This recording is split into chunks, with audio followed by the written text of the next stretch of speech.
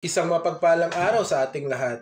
Ngayong araw, tatalakayin natin ay patungkol sa wholesaling. Paano nga ba gumagana ang wholesaling? At ano-ano ang mga uri ng mga ito? Ngayon, ano nga ba ang wholesaling? Ang wholesaling o pagtitinda ng maramihan, ito ay ang pagbili ng mga produkto mula sa mga manufacturer o supplier at pagbebenta nito sa mga retailer o iba pang negosyo sa halip na direktang itong ibenta sa mga consumer. Ngunit, paano nga ba ito gumagana? Let me explain something. Kung ikaw ang wholesalers, bibili ka ng by bulto o maramihan na produkto mula sa manufacturer, pero sa mas mababang presyo.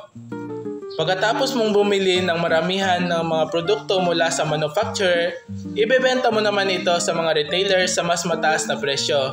At ito din ang dahilan kung bakit dito nagbigay daan sa mga retailer na magbenta sa mga consumer. Paano nga ba kumikita o nagkaka-profit ang mga wholesalers? Kumikita ang mga wholesalers sa pamamagitan ng pagkakaiba sa pagitan ng presyo ng pagbili at presyo ng pagbebenta.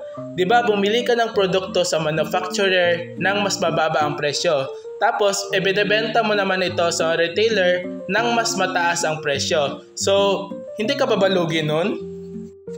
Ngayon, pag-usapan naman natin ang mga uri ng mga wholesalers or sa English pa, types of wholesalers. Narito ang mga uri ng mga wholesaler. First is ang manufacturer.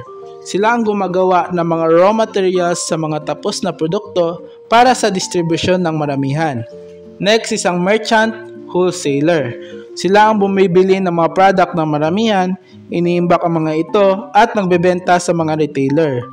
Next is ang brokers o tinatawag na agents. Sila ang nagpapadali ng mga transaksyon sa pagitan ng mga mamimili at nagbebenta para sa isang komisyon. Next is ang specialized wholesaler. Nakatuon sa mga niche market na may kakaiba at espesyalisadong mga produkto. Next is ang industrial distributors. Sila ang nagsusupply ng mga panindang ginagamit sa pagmamanufaktura at mga operasyon pang-industriya. Next is ang cash and carry wholesalers. Bumibili ang mga customers ng maramihan, nagbabayad ng pauna at nagpapadala ng mga paninda ng sila mismo. Next is ang dropship wholesalers. Kumukuha ng mga order at direktang nagpapadala mula sa mga manufacturer patungo sa mga customer. And lastly, ang export and import wholesalers. Sila ang mahawak ng international na kalakalan at logistic ng mga produktong cross-borders. Laging tandaan, ang pagiging wholesaler ay hindi madali. Kailangan mong mag-isip ng paraan upang manatili or tumagal ka sa market. So, kung gusto mong tumagal sa market, isipin mo ang apat na to. First is yung target market mo. Sino yung gusto mong pagbebentahan? Ito ba ay bata, matanda, babae o lalaki? Nasa iyo na yan.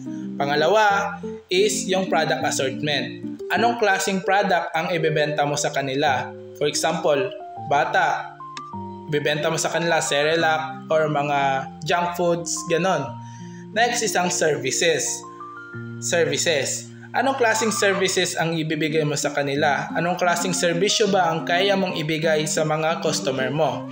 And lastly is yung pang-apat, yung promotion. Laging tandaan, ang promotion ay hindi lang advertisement, kundi meron tayong iba't ibang klaseng promotion sa pamamagitan ng yung tulad ng word of mouth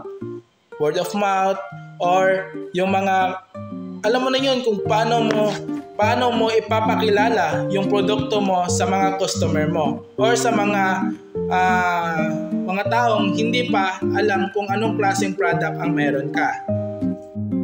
At yun lamang po, sana marami kayong natutunan patungkol sa wholesaling. Ito ang iyong gwapong tagapamahayag, Winmar Aison. Paalam!